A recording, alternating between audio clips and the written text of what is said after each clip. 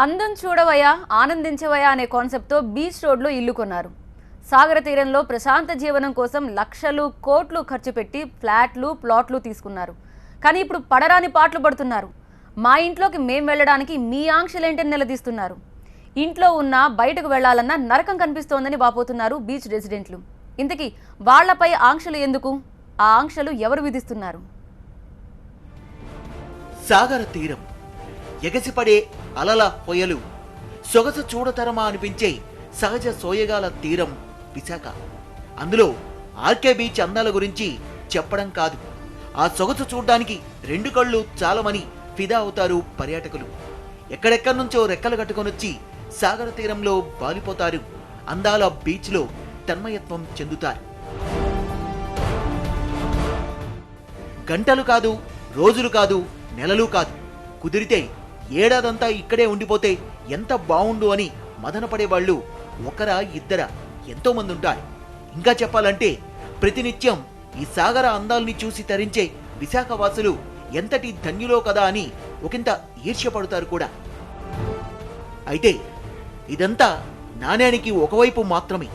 మరోవైపు తొంగి చూస్తే సాగర అలలకు ధీటుగా స్థానికుల కన్నీళ్లు కనిపిస్తాయి. సూర్యోదయం సూర్యాస్తమయాల్లో సాగర అందాల్ని చూడాలనే ఆశతో మనసు పడి బీచ్ వ్యూలో ఫ్లాట్లు కొనుగోలు చేసిన వాళ్ల పాట్లు ఇప్పుడు అన్నీ ఇన్నీ కావు. ఆర్కే బీచ్ మొదలు పార్క్ హోటల్ జంక్షన్ వరకు ఆకాశాన్నంటే అపార్ట్మెంట్లు సాగర తీరానికి నెక్లెస్ లా కనిపిస్తాయి. దాదాపు 2 కిలోమీటర్ల వరకు కనిపించే ఈ అపార్ట్మెంట్లలో 4,000కు పైగా కుటుంబాలు నివసిస్తున్నాయి. ప్రశాంత వాతావరణంలో ప్రశాంత జీవనం కొనసాగించాలని లక్షలు ధారపోసి ఫ్లాట్లు కొన్నారు. కానీ ఇప్పుడు తమకు ఆ ప్రశాంతతే కరువైపోయిందని వాపోతున్నారు. ఓవైపు డే అండ్ నైట్ వాహనాల రొద కాలుష్యం వాళ్ల కలలకు పొగబెడుతోంది. మరోవైపు ఆంక్షల పేరిట కొత్త వేధింపులు మొదలయ్యాయి. అందుకు కారణం బీచ్ను పొలిటికల్ సభలకు ఇతరత్ర ఈవెంట్లకు వేదికగా మార్చడమే. Marathon run, cyclothon, flash mob ఇలా నిత్యం ఏదో ఒక కార్యక్రమాలు చేపట్టడం, విఐపీలు సెలబ్రిటీలు వస్తున్నారంటూ స్థానికుల రాకపోకలపై ఆంక్షలు విధించడం పరిపాటిగా మారిపోయింది ఇక్కడ. ఇక ఉదయం 5 నుంచి 7:30 వరకు బీచ్ రోడ్డుపై స్థానికుల వాహనాల్ని అనుమతించరు. ఎందుకని అడిగితే ఈ టైంలో కేవలం వాకర్స్ కు మాత్రమే పర్మిషన్ అంటారు. అర్జెంట్ పని మీద వెళ్లాలన్నా, ఆసుపత్రికి వెళ్లాలన్నా సరే 7:30 వరకు ఆగాల్సింది. నిత్యం ఏదో కార్యక్రమం అంటారు.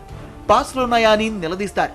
ఇంట్లో ఉన్నా బయటకు వెళ్ళినా తమకు నరకం తప్పడం లేదని వాపోతున్నారు స్థానికులు. ఆల్ ద టైమ్ ఏదో ఫంక్షన్ జరుగుతూనే ఉంటుంది బీచ్ రోడ్లోని. అండ్ అప్పుడే రోడ్స్ బ్లాక్ చేసేయడం, మాకు ఇన్గ్రెస్ ఎగ్రెస్ మా ఓన్ అపార్ట్మెంట్స్లోని మేము రాలేకపోతున్నాము. ఎమర్జెన్సీ ఏదైనా అవుతే, ఒక మెడికల్ ఎమర్జెన్సీ అవుతే ఎలాగెళ్తాం మేము? ఆటోస్ ఉండవు, కార్స్ వెళ్ళడం లేదు.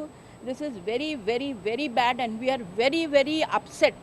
All beach road people are very upset about this.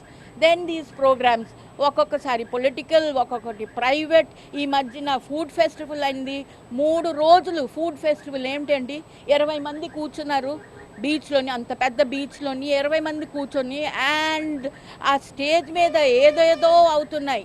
Day by day, because of these programs, today a time has come when we are thinking, ఎందుకు మేము ఇక్కడ కొనుక్కున్నామండి? We have no peace of mind.